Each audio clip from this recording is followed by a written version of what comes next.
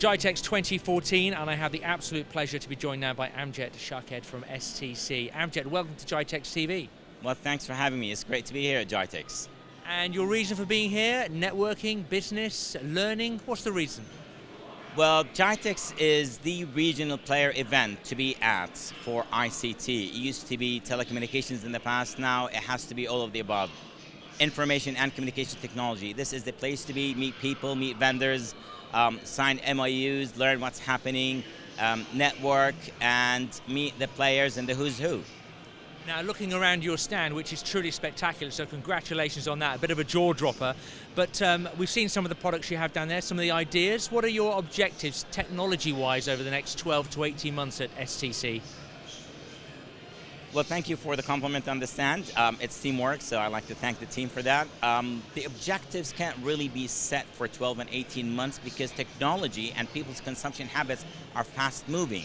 We try to set the stage for the next 12 months. And when we look at that, we have businesses, we have wholesalers or wholesale buyers, and then we have the consumers. So it really depends, and we have all of these people here at Gitex.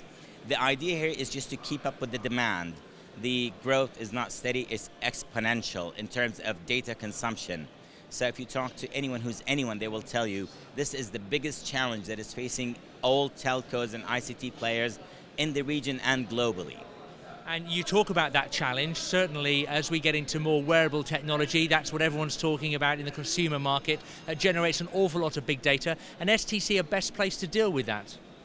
We're trying to keep up with the demand. We are aware that wearables are becoming the trend right now, and one of our themes is talk to the world through STC, because we know that, or anticipate like the rest of the industry, that by 2020 there'll be at least 50 billion some devices talking to each other and connected.